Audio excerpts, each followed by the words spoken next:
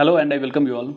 Recently, there is a controversy that came up in social media. Mizoram CM Laldoma is being accused of treason in India. And treason for what? For demanding autonomy, for demanding Zoland separate regional state, and for separatist tendencies. Recently, he went to United States and he raised the issue of Zoland territorial region. If you don't know, let me tell you that Zoland comprises of so many ethnic people from Mizoram and adjoining states like Tripura, Chin state of Myanmar, Rakhine state, and Nagaland and Manipur. This Zoland kind of bluff that is also significant because Mr. Laldoma he has background in Zoland territorial or Zoland people's movement in Mizoram, and due to massive support, he came to political power. Now there is a question that can a CM, sitting CM, be involved in separatist tendencies? There is no proper answer to it, but yes, it is possible. And in this case, where the current CM himself comes from that political movement, Zoland territorial movement or Zoland people's movement, and he is on the political top of political pyramid in that state, and he talks about nationalism, sub-nationalism, nationalism of Jo people basically are group Mizo and Naga and you can say Jomi etc. So basically all the tribal people, and even within that tribal people, the Christian votes, the Christian majority from that area are considered in this Zoland unit. Now there is a lot of hue and cry over the internet about his actions, whatever he did in United States, and is being linked to the Sheikh Hasina's statement that United States of America trying to create a Christian majority state in Northeast India. It has been linked to that statement, and it is largely seen as a kind of separatist plan or separatist agenda that is being fueled by United States of America in India. And my concern is not about what he's planning or her planning. I just want to talk from the perspective of the people of Northeast. They have always been misunderstood in India. They have always been faced to racist allegory. They have always been treated as second-class citizen. Even after independence, most of the developmental provisions, whatever had, very little benefit or very little share that the people from Northeast got. It is recently that the government of India is focusing on developmental agenda in the Northeast.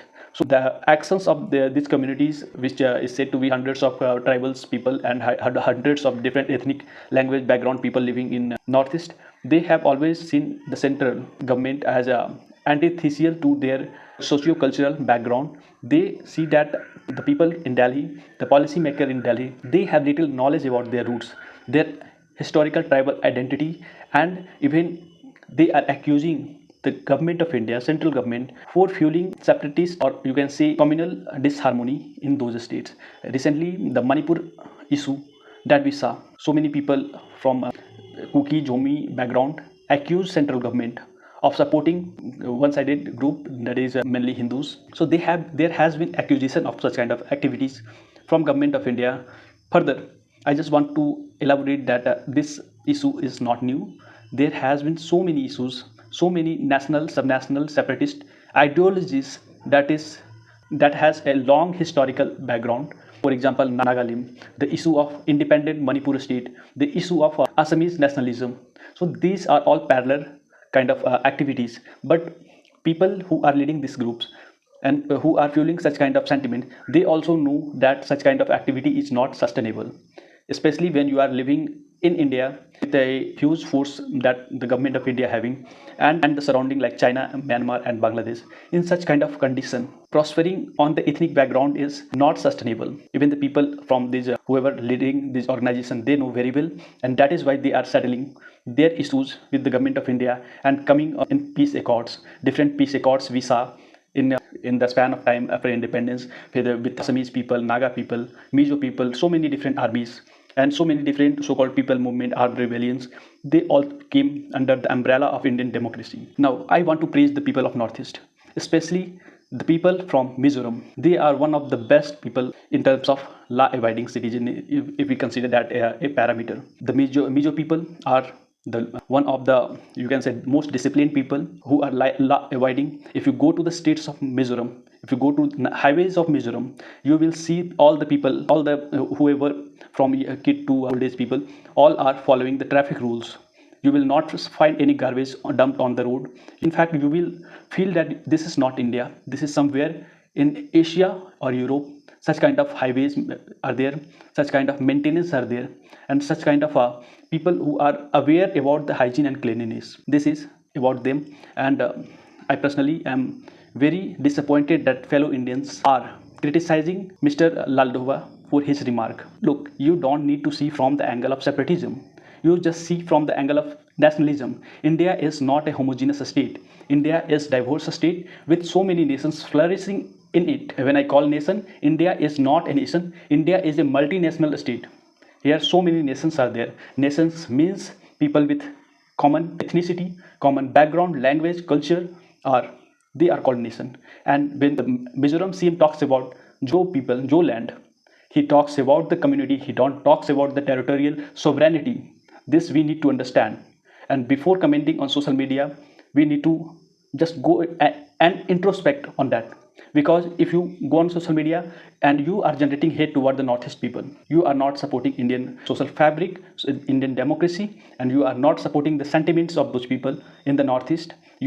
You are just accusing them of such kind of activities. Now, this is one of the aspect that I wanted to say. Now, second aspect I want to say that people of North India, especially the Indo-Gangetic plains, they shall learn.